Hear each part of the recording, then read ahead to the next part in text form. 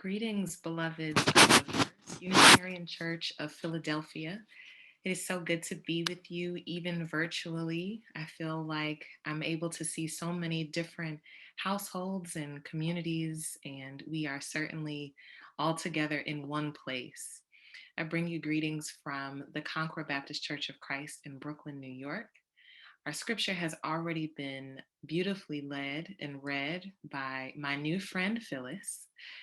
So I will not read it again, but I do want to highlight just the third verse.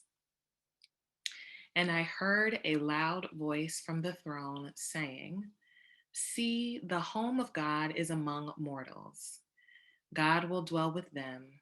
They will be God's peoples, and God, God's self, will be with them." In the last few months, I started rewatching one of my favorite cartoon shows, which is called Steven Universe. It is a beautifully, emotionally intelligent, politically thoughtful program that comes on Cartoon Network. And I am not ashamed to plug them and encourage you to watch it as you're able. But it features a young boy named Steven who is half alien and half human. And he and his alien aunties, called the Crystal Gems, fight against these powerful creatures called the Diamonds. Eventually, there comes a moment where they no longer have to fight, and I won't spoil it for you. But they do sing a song called "Here We Are in the Future." And this is what Steven sings. "Once upon a time, I thought I'd always be in my mother's shadow. Answering for her crimes, I thought I'd always be in an endless battle, till I began to hone a power of my own, that I could feel growing stronger every day. And now I save the world. Not just that, the whole galaxy saved. We did it." And the chorus resounds, "Here we are in the future, and it's bright." It's a song about all the things we get to do now that we live in the future. And each character reflects both on the struggle of the past episodes and the possibility of the future. It's about the energy that we can spend on life-giving things now that the struggle is over. What would I do? What would you do if this world were different? What if racism were not a reality? What would we do with all that energy and all these resources? Think about all the paper we spend on handouts and posters and flyers and workbooks. Imagine what we would do if there were no such thing as sexism or transphobia or homophobia, cisheteronormativity, colonization, white supremacy. As we explore these texts today, I want you to think about these things. And keep in the back of your mind, what kind of future do we deserve? And what do we need to do today in order to get there? This imagination is where we meet the writer. And by his own admission, the writer John was banished to the island of Patmos for testifying about Jesus. But this is no all-inclusive trip to Aruba, but instead, Patmos is the place where people are sent to be isolated. It's a cruel punishment, one that reminds us of the solitary confinement that Khalif Browder endured. As you read this passage, consider the psychological and spiritual trauma that John is enduring. Lack of touch, lack of social contact. It's enough to drive you to your breaking point, and often it does. But even that notwithstanding, John's writings feel pretty spacey. Perhaps even, if I may say, I wonder if they are inspired by some sort of psychedelic trip. But we will not ever know. But John is not writing about a rapture moment. And that is often what people think about when they talk about Revelation. The rapture is a relatively recent invention, engaged particularly among evangelical communities, and it relies on notions of fear, domination, world wars, and the Antichrist. But it's the kind of theology that misses exactly who John was and what he imagined. It's the kind of theology that scares people, especially children, into following Christ lest they be left behind. It's the kind of theology that is responsible for the battle for the Holy Land called Palestine. As you may know, the last few weeks have only been a heightening of violence against Palestinian people. Homes and neighborhoods which have stood for generations older than the state of Israel have been forcefully stolen by the Israeli government. All of this happening, by the way, in a global pandemic. So you'll watch videos and see children and families cry as they are forced out of homes, as armed soldiers in riot gear and corona friendly masks stand to greet them. Greet is the softest word. And while I will never say that being Black in the United States is exactly like being Palestinian in Palestine, we cannot ignore the parallels. Palestine is full of people who know what it is like to be surveilled, to be evicted, harassed for walking, to have sacred ancestral land stolen by the government, to be tear gassed, to have vaccines withheld, for running water to be scarce.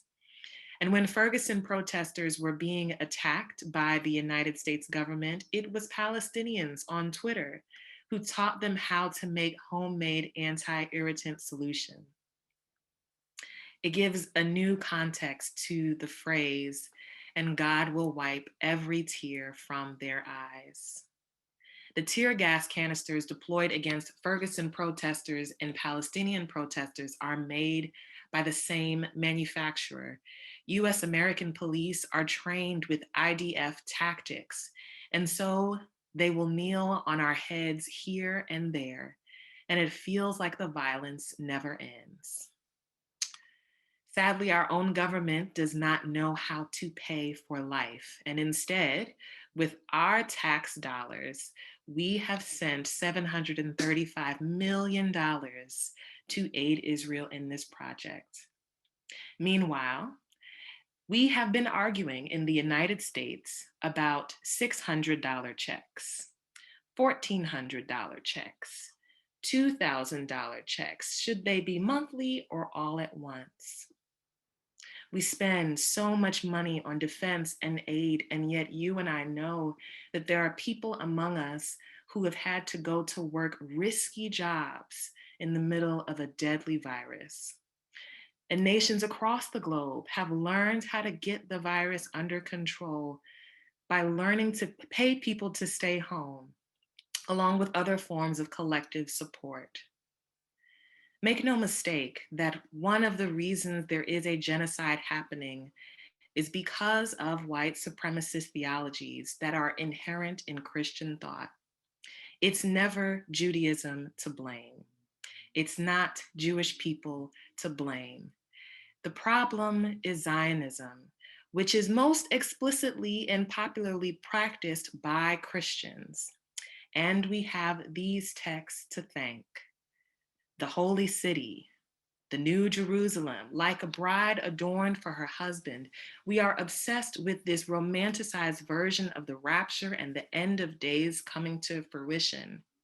And if I were John's editor, I would have pressed him to be a little more intentional with his words here. Really, John? Like a bride adorned for her husband, there's no other phrase we could use to describe mutuality and care and compassion. But we are so desperate for our story to be true. And God's own heart breaks when she sees that we have chosen the budget of death rather than life. I think about all the people who could have paid to keep a roof over their heads, the surge of evictions we are about to see across the country, and the numbers of homelessness rates that are skyrocketing. I imagine, what could all things being new mean? And what is John the Revelator trying to get us to see? I think John wants us to see that we are all God's peoples. I wonder often where God is, even when I'm not having a theological crisis. I wonder where God kicks off her shoes after a long day, where she washes her face or her hands, and where does God read her favorite book? Where does she get her prayer mail? Where does God even live? Multiple times throughout the Bible, God insists that God lives with us. We think and we behave like God lives in the sky far from us, that God is too important to take our phone calls. And we're trained to believe that holiness makes God above and beyond relationship. Sometimes we don't feel like we're praying right unless we use the word thee and thou and thine, or maybe that's just how a few of us were raised. God is to be worshiped, revered, magnified, feared. And all of those things can be something you want to do with God. But experience suggests that God is something more intimate than a genie in the clouds. I think about all of the ad libs in some of my favorite gospel songs. A doctor in the sick room, a lawyer in the courtroom, a friend in need, a shelter in the time of storm. So much of this is fleshly, and it reminds us that God, the divine, the spirit that animates our life, is more than just a notion. In this last year, we've not been able to experience that fleshiness. I miss the feeling of church mothers passing candy and babies spitting up on my robe and sweat dripping down my back after a good song brings the spirit to us. I miss those things. But as long as we have these flesh, these bodies, these bones, Revelation describes God's home as among us, even where God will dwell among us. Now, being from Brooklyn, I am so tickled at the plural version of this word. John doesn't say, we will be God's people, but John says, we will be God's peoples. Here in Brooklyn, if you say someone is your peoples, that means those are your real true friends. In a sentence, you must meet Jay. That's my peoples from college. She makes a mean lemon meringue pie. Or Derek, yeah, he's good peoples. He and I used to get into trouble all the time back in second grade. Your peoples, plural, are the ones who show up in tough times and help you celebrate. For someone to be your peoples, it means that you love them in ways unexplainable. And a new heaven and new earth requires plural peoples. I like that. Peoples. The queer and the trans people, the Black and the indigenous people, the Dominican people, the Korean people, the Samoan people, disabled people, parenting people, artistic people, the sanitation worker people, the people. So many different kinds of people in this world, and God chooses to dwell with all of us. 2 summers ago now, I walked to the store with my oldest best friend, and we were walking to get ingredients for a cake. And on the way back from our trip, out of nowhere, we just happened to start singing this gospel song called Having You There. She has no clue, but as we were walking back to my house, I teared up a little bit because her love has been rich and full and forgiving. Her love remembers the great times, and she holds me accountable to the things I should have done better. Often, the only way that I can experience God is through the love of people. Every time I have felt seen by God, it has been because some human has extended kindness towards me. And every time I have felt abandoned by God, it has been because a human has abandoned me. Our friends put flesh on God's promises. And we can feel God in waffles, in drive-through graduation parties, in friendship that is gracious enough to say, it's okay, we don't have to meet today. I know you're tired. The kids are all over the place. Let's reconvene for another day. Friends make the difference. But the media has such a warped view of who friends can be. And I think about how the media will often paint people like abolitionists, because if you let Fox or MSNBC tell the story, we are monsters. But it is precisely the abolitionist imagination that is so out of this world that it can imagine a time where God will dwell with us, where tears will be wiped, where pain will be no more. And only John can imagine what he does. So the writer of this text reminds us that we have a responsibility to write things down. That's what this writer did. When the world was crashing down around him, that's when it was time to record. So here we are in the future, and it's bright. I invite you to time travel with me. What do you see in the future? Who do you see in the future? What kind of things are gone? What kind of things are abundant? How are we treating each other? How do we deal with conflict? As you feel led, add those things into the chat so that we can minister to each other. When read in its context and with a mind towards freedom, this book called Revelation can support all sorts of visions. It's a wonder about new worlds and about God dwelling among us, the end of pain, but most importantly, the truth and possibility of these things.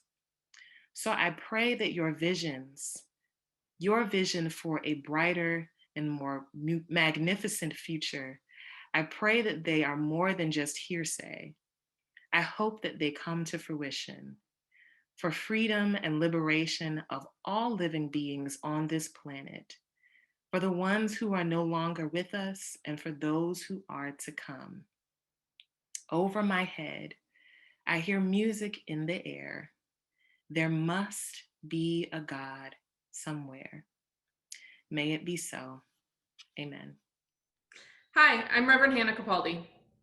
And I'm Reverend Abby Tennis. We are the ministers at the First Unitarian Church of Philadelphia, where our mission is to awaken love and justice in our lives and in the world. We're so grateful that you watched, and we hope that the sermon connected with your soul. We also want to invite you to join us for a live worship service every Sunday at 11 a.m. Eastern Time. You can always find the link to that service on our website at www.philauu.org. In these services, you'll hear words like you've just heard, and you also get a chance to greet one another, pray together, sing together, and we even hold a virtual coffee hour after services to get a chance to greet some new and old friends.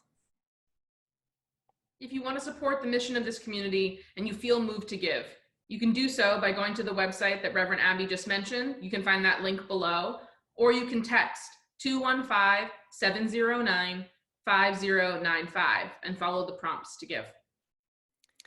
If someone in your life needs to hear these words today, we encourage you to share this video.